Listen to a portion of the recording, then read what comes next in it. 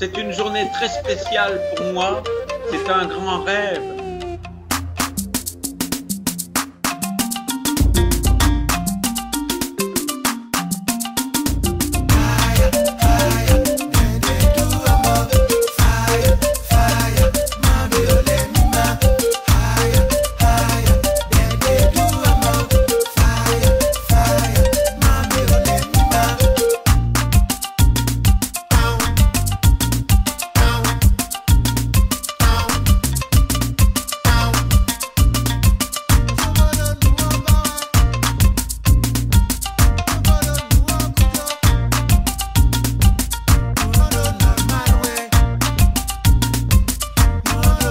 Quelle structure qui a lancé ses activités sur une idée du leader du mouvement haïtien, ça ne devrait pas constituer un obstacle pour nous. Si on regarde le but essentiel, l'épanouissement des populations, là en tant qu'Africain, je suis un peu choqué. Alors, s'il y a des structures sanitaires qui peuvent créer les conditions pour que justement ces personnes soient soulagées gratuitement, mais l'État devrait applaudir. Le ministre de la Santé devrait être le plus heureux, au contraire, en train de faire la cour à ce type d'association. Je reste serein, parce que j'ai espoir que la bonne volonté, la science peut aider à résoudre tous les problèmes que nous rencontrons. C'est une journée très spéciale pour moi, c'est un grand rêve.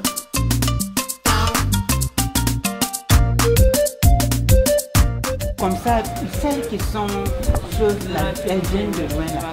Elles sont prioritaires. Et puis après, bon, elles, on peut arranger plus tard. On ne s'attendait pas à ça.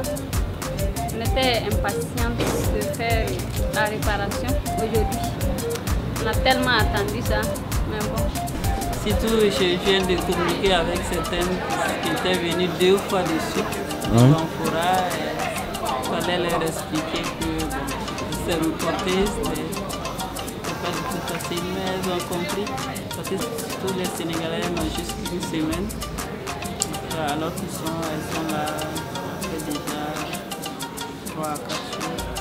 What you're trying to do is divide the scar tissue that obscures the clitoris, and then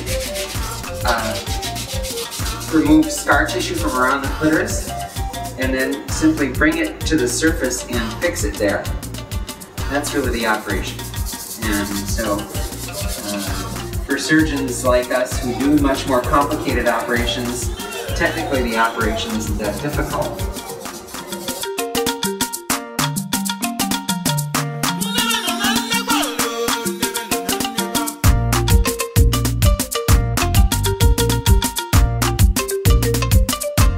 We have done 29 over the last, since Monday.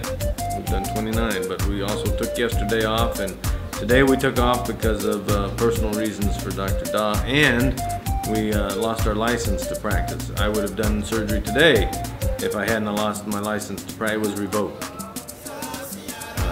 for irregularities, they said. So Dr. Bauer's license, my license, Dr. Lavinga, and Dr.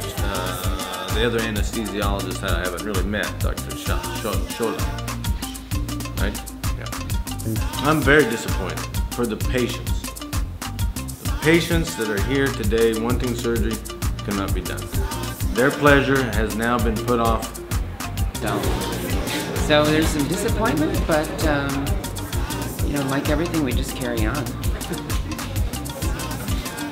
C'est une journée très spéciale pour moi. C'est un grand rêve. Les Africains que j'aime particulièrement m'ont fait pleurer 2 fois. La première fois, c'est quand j'ai appris ce qu'était l'excision. Il y a quelques années, quand on m'a dit que des gens, des êtres humains, faisaient ça à des femmes tous les jours en Afrique, d'abord j'ai cru à une blague. Je me suis dit, c'est pas possible. Personne ne ferait ça. Moi, j'ai été excisée en 1971, quand j'avais l'âge de 5 ans. J'ai été excisée 2 fois, parce que j'étais collée. Lorsqu'on m'a excisée, j'ai coulé beaucoup de sang. pleure de choses joyeuses, mais jamais de choses tristes. J'ai vu des gens mourir, j'ai vu des gens souffrir dans des hôpitaux. Ça ne me fait pas pleurer car j'amène de la compassion par la joie de vivre et par l'amour et par... on ne peut pas avoir de la compassion en pleurant avec les gens. Il faut rire avec les gens qui pleurent pour leur donner de l'espoir. Mais ce jour-là, quand on m'a expliqué ce qu'était cette mutilation épouvantable et que ça se faisait tous les jours sur des petites filles africaines, j'ai pleuré, mais avec colère, parce que je me suis dit, il faut faire quelque chose.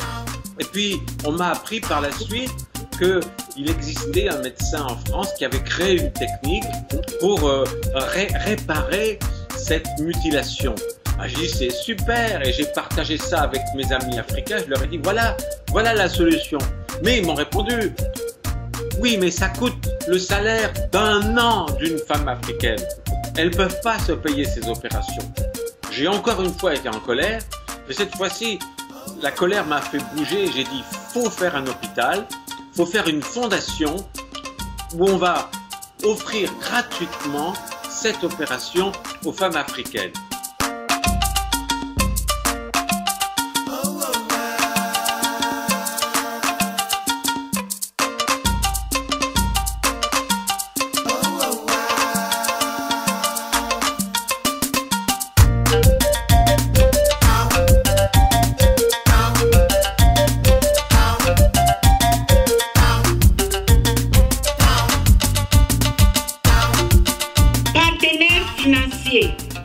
Chers invités, bonjour, audace, bienvenue. Un éminent penseur disait, je le cite, pour sauver l'humanité, il faut sauver Kama. Comme il disait, pour sauver Kama, il faut sauver la femme kamite. Et ce grand penseur, vous le connaissez, Raël. On l'applaudit très fort.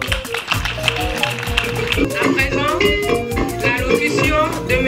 Wakara Pamogo, représentant du chef de village qui a donné le terrain pour la construction de l'hôpital.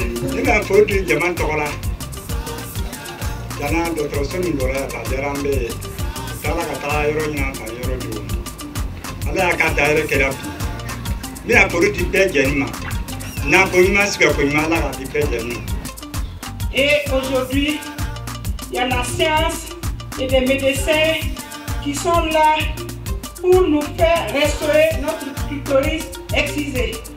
Moi, je suis très contente d'être restaurée et encore fière de la science, la médecine et ceux qui ont eu l'initiative de créer cet hôpital pour que notre clitoris puisse être restauré. Et je demande à toutes les femmes africaines, les femmes du monde, de venir se faire restaurer pour avoir le plaisir qu'on n'en a pas. C'est émouvant pour moi d'être ici aujourd'hui.